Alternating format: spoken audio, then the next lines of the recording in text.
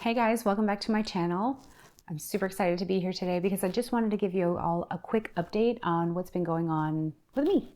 Let's get into it. So I wanted to make this video to let you guys know what I've been up to so far in the last couple of months.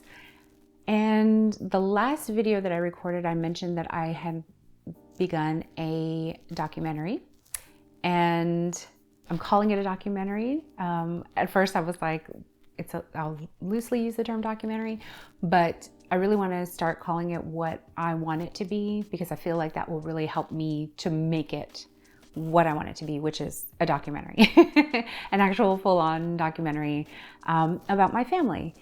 And I don't know if anybody has ever tried to film their family or ask their family questions, but it's not easy.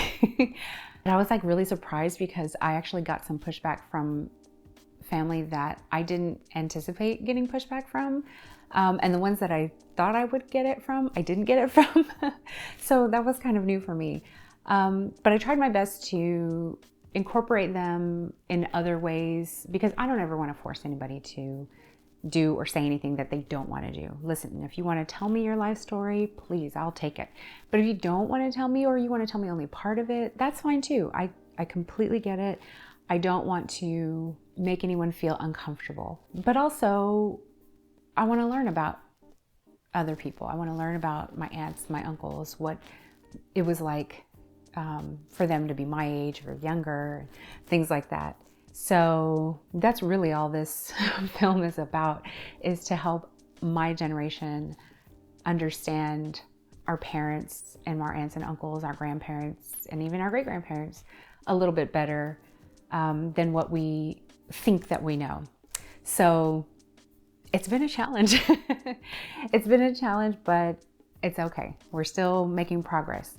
So I actually had to pause doing interviews for really like 2 months, just because, you know, things were getting hectic and schedules were getting rearranged, and that was okay. It happens. I knew it was going to happen. I knew to kind of give myself some leeway to be able to meet with people, because they all have lives too, right? And this is probably the last thing on their schedule or agenda, if it's even on there.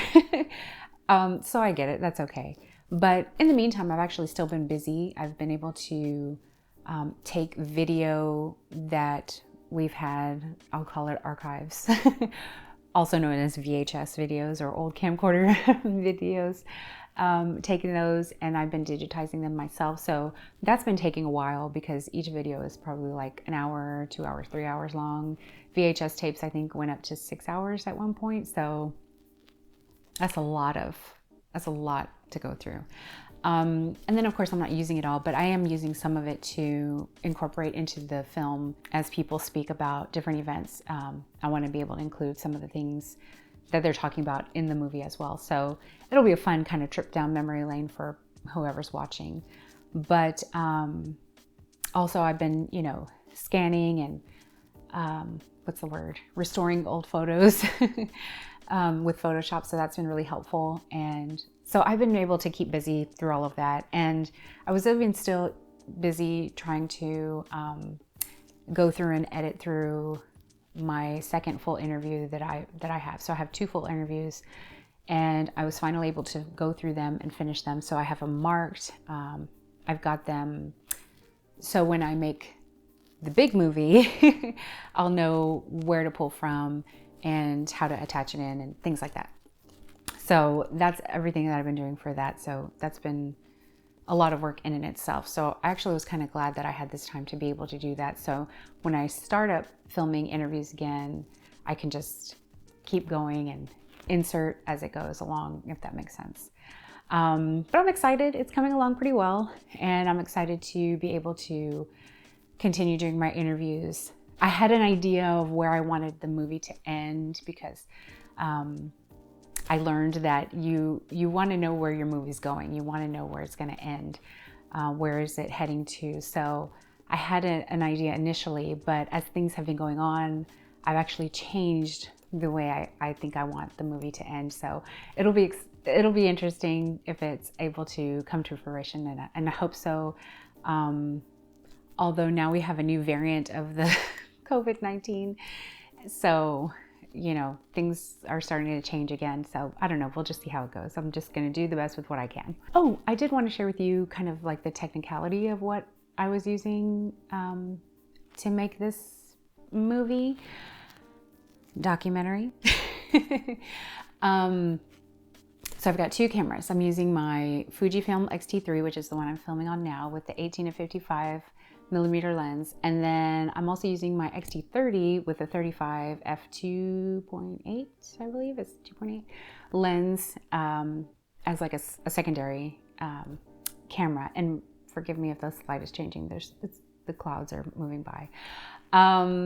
Anyway, so yeah, and I've got mics on top. I've got like a Rode mic, and I forget the other one. I think it's a Tascam mic on the other camera, just as secondary audio. But for the audio for the interviews, I'm actually using this Zoom H1N and this Boya lav mic. It's really super long. But together they work really well. They work really well together. The Zoom, you can actually just have it open and it'll record audio kind of how if it's out like this. But just for a more richer and more clear sound, I put the mic on it, and that works really well. The last thing I wanted to talk about kind of briefly is I'm starting to use manual focus. I wanted to challenge myself to give it a try. And because it's been very intimidating to me to use, to even think about using manual focus. I'm like, no, I'm not that. I can't, it's too much. I'm scared. Don't, please, no. Anything but actually it's not bad. I actually really, really like it. I put it into practice here at home, of course, first, but I really put it to use this last wedding.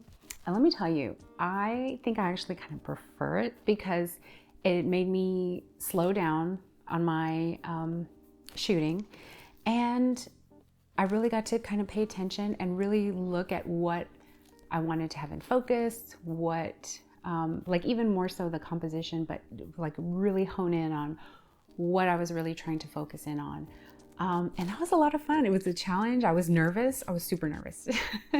But the pictures came out really well, and the bride and groom really liked all of their photos. So I was really proud of myself for taking on a new challenge and learning something new. I like the fact that I'm able to have the option to do either or, and it just feels good to learn something and to be able to see the efforts of your efforts. See the efforts. See the efforts of your effort. See the results of your efforts. Wow. Anyway, all of that to say, I'm excited. I get excited when I'm able to learn new things, especially things that are very intimidating to me, like making a movie and learning how to use manual focus. But let me know if y'all like manual focus or if you prefer autofocus. There's no judgment here. It's a judgment-free zone. I love them both. But yeah, which one do you like? And or if you have any tips, please share in the comments below. I would love to know and to continue to learn from you guys as well. Other than that, that's it, guys. Thank you all for tuning in. Thank you for watching. Thank you for commenting, for liking and subscribing. I really, truly appreciate every one of you. And I hope you enjoyed this video. And I will see you guys in the next one. Take care and lots of love. Bye, guys.